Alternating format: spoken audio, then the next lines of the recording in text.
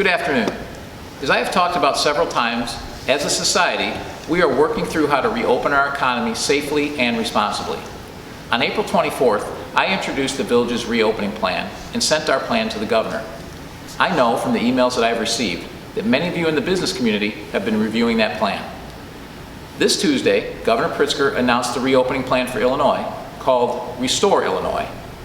You should be comforted knowing that the village assembled an excellent team in April because minus the fancy name, 90% of the village's plan is the same as the Restore Illinois plan. For this reason, the slides from our reopening plan were updated for today's video. I want to thank the governor for introducing the Restore Illinois plan this week. It is a very good start.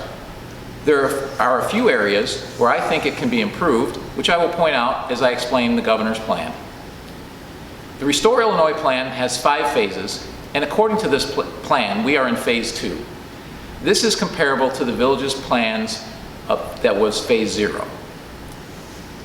According to Restore Illinois, the requirements of moving to phase 3 and phase 4 are very similar to the requirements that the village had to move on to subsequent phases. One big difference is that the governor is requiring that these trends be held for 28 days. This is 14 days longer than what the CDC and federal government recommends. Every other state plan uses 14 days to move from phase to phase, consistent with the CDC recommendations.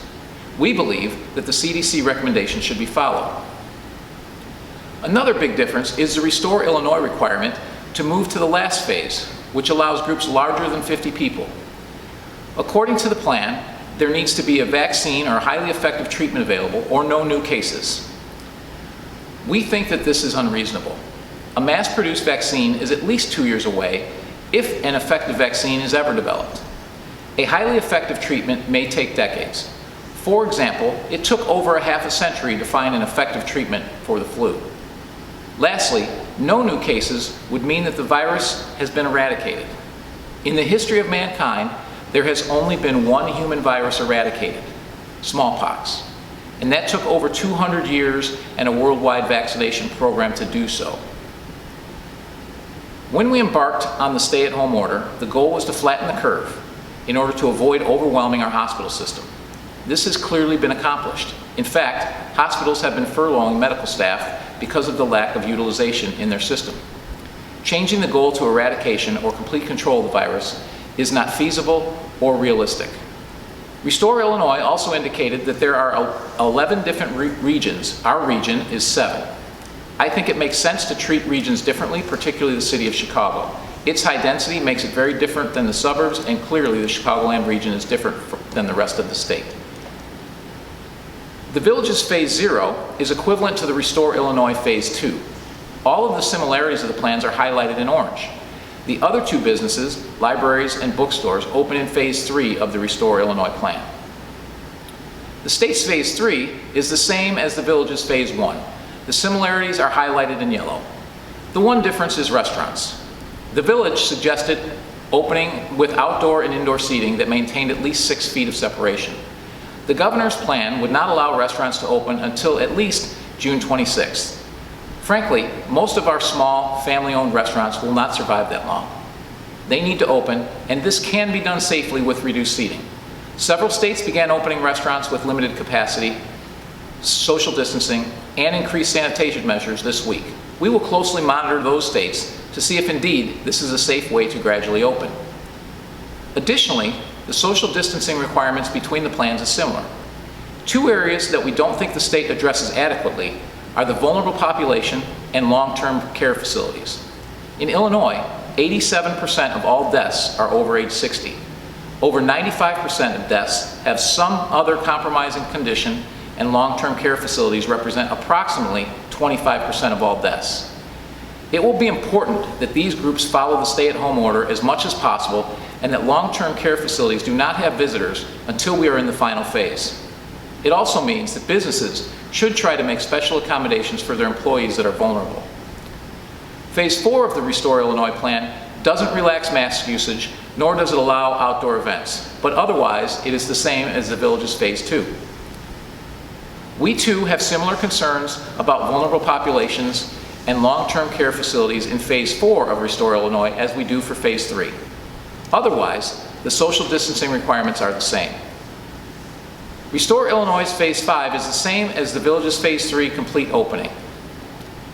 The Village had a monitoring phase that the state does not identify as a separate phase. However, Restore Illinois does speak to the monitoring that will continue, and it is pretty much the same as what you see here. I again want to thank the Governor for providing guidance with the Restore Illinois plan. Since this started 2 months ago, guidance has often been given with little or no notice. It is possible that opening could happen at any time. For that reason, it is important that those of you in the business community start planning for opening based on this plan. Another important part of reopening is testing and contact tracing. You will be happy to know that the Village has started serology testing with its Village staff with Payless Health using an Abbott product. Additionally, the University of Chicago is starting drive-through testing for its patients. This is by appointment only, but you will see tents up in their parking lot in preparation for this testing. Also, we have come up with an idea to help our restaurants when they reopen. Since capacity will be reduced at restaurants, they will not need as much parking. Therefore, we will temporarily allow restaurants to add outdoor seating in a portion of their parking lots. Hopefully, this will allow restaurants to serve more customers carefully distanced until they can go back to normal operations. As you recall, way back on March 28th, we did a video that included health experts that encouraged going outside and getting exercise and fresh air. We left our parks and trails open because of these recommendations, and to date, there have been no cases tied to our parks or our open spaces. Thank you for using them responsibly.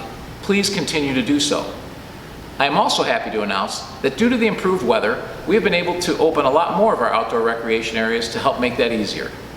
Things that are open include the Dog Out Dog Park, the skate park, Lake Sedgwick fishing and kayaking, pickleball courts, tennis courts, frisbee golf at Dugan Park, and all of the walking and bike paths and all of our parks remain open except for playgrounds.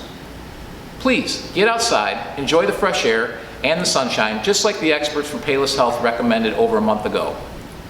Speaking of sunshine, I want to remind everyone that the path to reopening makes it even more likely that we will get to host our concert series. We remain hopeful and want to remind our residents that tickets are on sale now. All 3 concerts for $65. This discount is for residents only, and tickets are limited and going fast. Get your tickets while you still can. Again, if the hard data and facts preclude these concerts from occurring, your money will be refunded. Lastly, I want to thank the Shake family, who has taken it upon themselves to make face shields and donate them to Payless Hospital, Peace Village, Alden Estates, and the Village of Orland Park.